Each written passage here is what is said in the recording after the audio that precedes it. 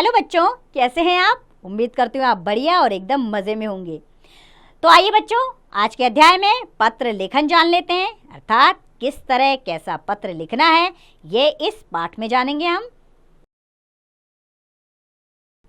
तो बच्चों, वर्तमान समय में पत्र की उपयोगिता एवं महत्व को सभी स्वीकार करते हैं, यानी कि सब जानते हैं कि पत्र की उपयोगिता आज भी बनी हुई है, उसकी इम्पोर्टेंट आज भी है।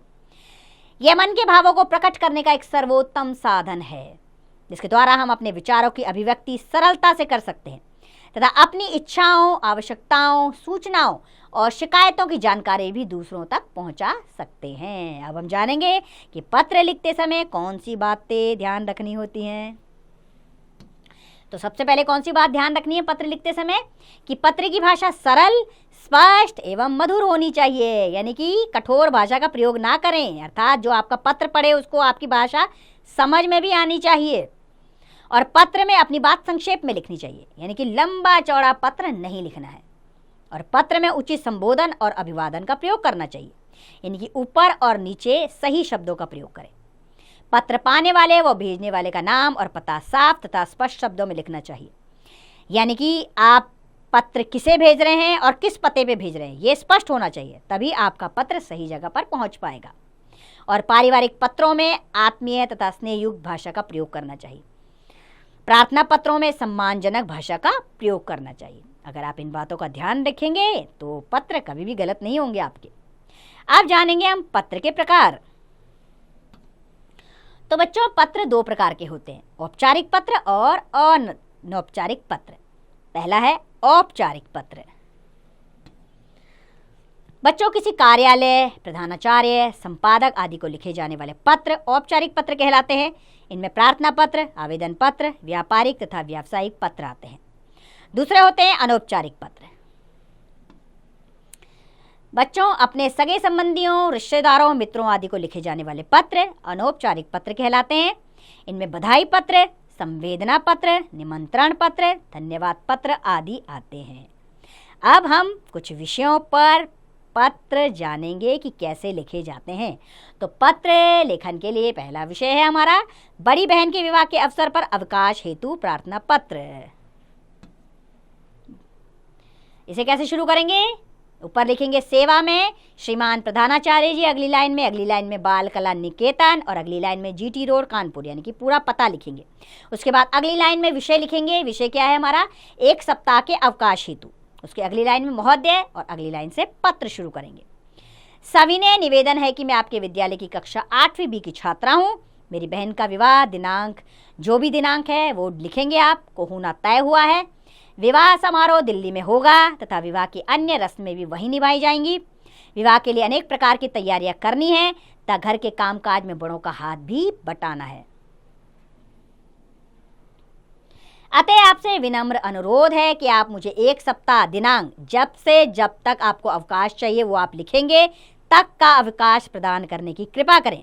अगली लाइन में धन्यवाद, उसकी अगली लाइन में आपकी आज्ञाकारी शिष्य और नीचे अपना नाम, कक्षा लिखेंगे और दिनांक लिखना तो बिल्कुल भी ना भूलें।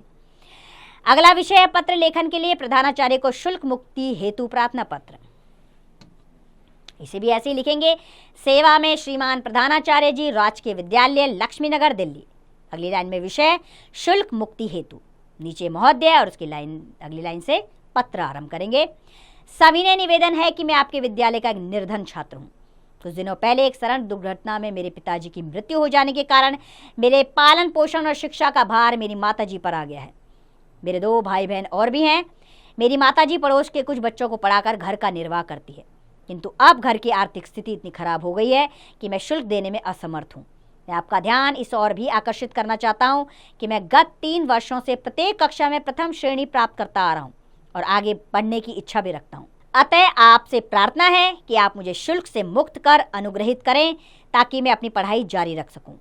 अगली लाइन में इस कृपा के लिए मैं सदा आपके प्रति पूर्णतः कृतज्ञ रहूँगा।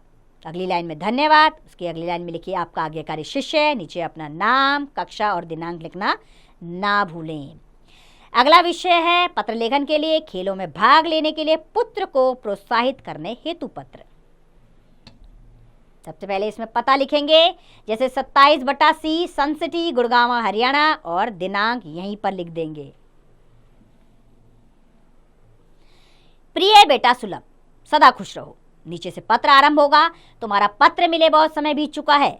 कुछ दिनों पहले तुम्हारे एक मित्र का पत्र आया था, जिसमें लिखा था कि तुम पढ़ाई लिखाई में तो बहुत मेहनत कर रहे हो, किंतु अपने स्वास्थ्य का बिल्कुल ध्यान नहीं रखते हो। यह भी पता चला कि ना तो तुम खेलों में भाग लेते हो और ना ही कोई व्यायाम करते हो। यह तो प्रसन्नता की बात है कि तुम पढ़ाई पर विशेष ध्यान दे रहे हो, किंतु पढ़ाई के साथ साथ तुम्हें अपने स्वास्थ्य का भी ध्यान रखना चाहिए, क्योंकि स्वस्थ शरीर में ही स्वस्थ मन का वास होता है। अतः मेरी राय है कि तुम अपने स्वास्थ्य के लिए भी कुछ समय निकाल कर खेलकूद में भाग लिया करो। इससे मनोरंजन के साथ साथ तुम्हारा व्यायाम भी होगा और मस्तिष्क भी तरोताजा रहेगा, जिससे पढ़ाई में तुम्हारा खूब मन लगेगा। मैं आशा करता हूँ कि तुम मेरे इस परामर्श पर अवश्य ध्यान दोगे और खेलकूद में भी भाग लिया करोगे। नीचे लिखोगे तुम्हारे पिता और पिताजी का नाम। अगला विषय है बैंक में खाता खुलवाने हेतु बैंक प्रबंधक को पत्र। इसमें भी बिल्कुल वही बात, पहले पता लिखेंगे, जैसे 37/9 सरस्वती एनक्लेव पश्चिम विहार नई दिल्ली, दिनांक लिखेंगे। उसके नीचे लिखेंगे सेवा में प्रबंधक महोदय union bank of India Paschim Vihar नई दिल्ली। विषय जरूर लिखेंगे बैंक में खाता खुलवाने हेतु। नीचे महोदय और अगली लाइन से पत्र आरंभ करेंगे, जैसे मैं सरस्वती एनक्लेव पश्चिम विहार का निवासी हूँ तथा आपके बैंक में एक खाता खुलवाने का इच्छुक हूँ, क्योंकि आपके बैंक द्वारा दी जाने वाली ग्राहक सुविधाएं एवं धन निवेश योजनाएं अत्यंत आकर्षक हैं।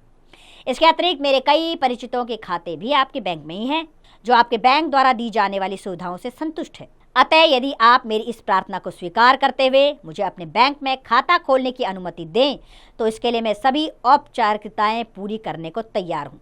अगली लाइन में आपकी इस कृतज्ञता के लिए मैं सदा आपका आभारी रहूंगा। धन्यवाद। भवदीय नाम लिखना ना भूलें नीचे।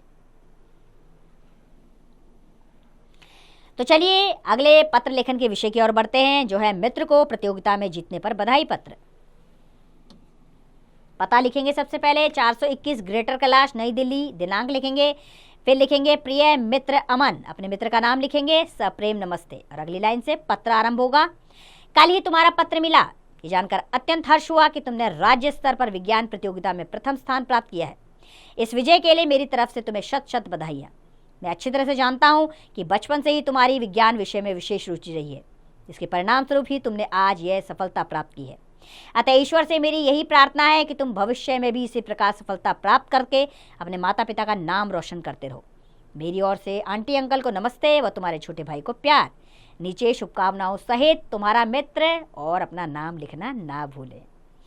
बच्चों, मुझे पूरी उम्मीद है कि आपको पत्र लेखन अच्छे से समझ आ गया होगा, लेकिन एक बार आपके अभ्यास के लिए इस अध्याय को दोहरा लेते हैं। तो बच्चों, मन के भावों को प्रकट करने का एक ऐसा सर्वोत्तम साधन है पत्र, जिसके द्वारा हम अपने विचारों की अभिव्यक्ति सरलता से कर सकते हैं। पत्र लिखते समय सदैव सरल एवं स्पष्ट भाषा का प्रयोग करना चाहिए और पत्र में अपनी बात संक्षेप में लिखनी चाहिए। पारिवारिक पत्रों में आत्मीय तथा स्नेह युक्त भाषा का प्रयोग करना चाहिए और प्रार्थना पत्रों में सम्मानजनक भाषा का प्रयोग करना चाहिए। तो इन पत्रों के विषयों के माध्यम से हमने ये बताने का प्रयास किया है कि आपको सही तरीके से पत्र कैसे लिखना है।